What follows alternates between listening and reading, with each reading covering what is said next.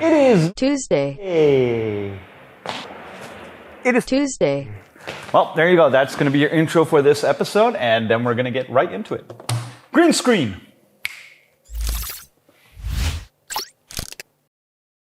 Hello, welcome to Downtime Recap. My name is Alan. Today we're going to be going through the news pretty fast because I have an editor that is a little bit behind because I've been delayed.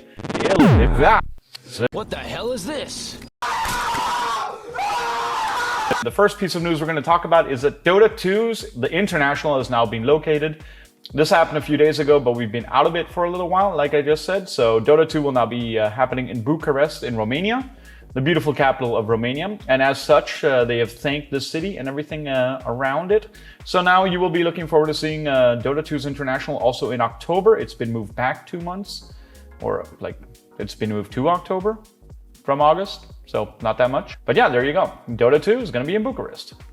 As such, the LEC spots, which are a League of Legends European Championship spot for the top league for Riot Games' game League of Legends, has now been sold. FC Schalke has sold their position in their LEC spot to the team BDS, and they have sold it for 26.5 million euros.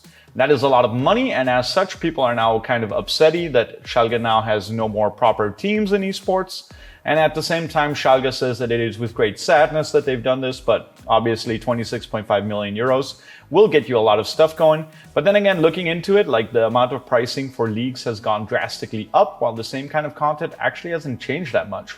So I could imagine that holding onto an LEC spot for a longer period of time might have been a better idea, but then again, you don't know. We don't know, but I'm going to guess that either Riot Games is going to do very well, those position spots are going to get a lot more expensive, or not. You never know with esports.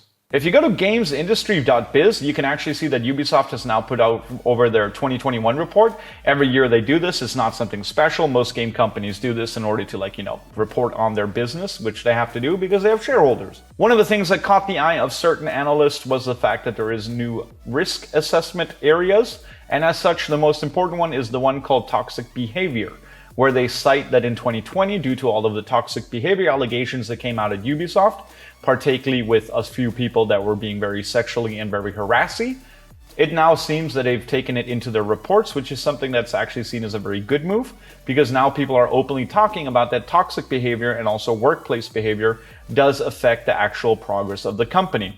Citing that a lot of people that actually had to leave their jobs at Ubisoft actually have still vacated those spots for quite a long time, causing a lot of delays in video games and also pushing back things and also causing expenses to soar in certain video games. So as such, it looks like an actually good thing to add, that you actually look into the toxic behavior of your employees to other employees. But then again, we'll see what happens in the future with these kinds of things. Then we have 2 reports of games being donated or actually sold on auction for exuberant amount of money. The first one is going to be the gold cartridge of Legend of Zelda, which sold at an impressive $870,000 US. That's basically the news. If you had a NES cartridge, this game is like 20 years old, I'm guessing, 1984. I don't know. I'm not good at math, but yeah, that game actually sold for $870,000 at auction. And then from a little bit of a more tiny auction report, we've got Goodwill in Texas, who had a whole bunch of different games donated to it. And apparently it seems that nobody knows if the person that donated it knew the value or not. But an Atari game cartridge was actually donated with that at a value of $10,590. And the people at Goodwill were very happy about that. They also stated in their, press release that they don't know if the person actually knew the value of the game or they just, put it in a box and sold it.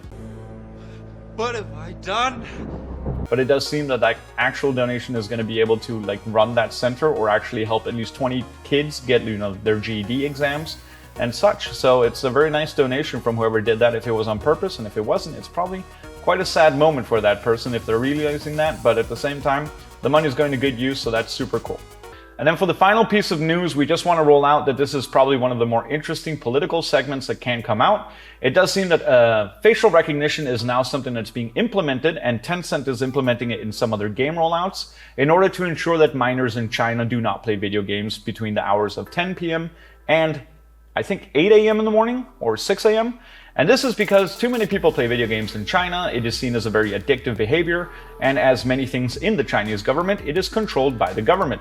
So as such, Not only do some game cafes and other places in China make sure that you register with your real name, address information, you also have to prove and log in at certain times that you are not playing too much. So it is trying to ensure that people do not get overly addicted to video games. However, the interesting part is the fact that they're using facial recognition to identify people as minors.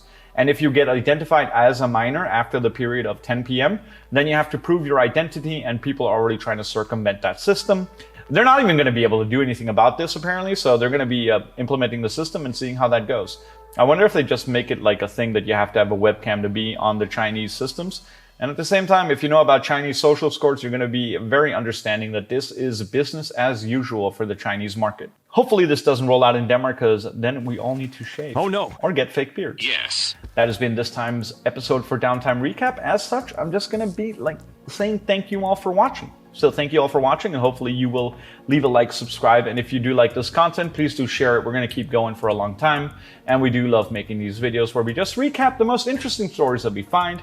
And thank you to Robski for being the contributor and for the news on the Dota situation, and also the situation with LEC and FC Schalke selling their spot. You guys have a very good week out there. Green screen! I think that worked. It seems like that worked.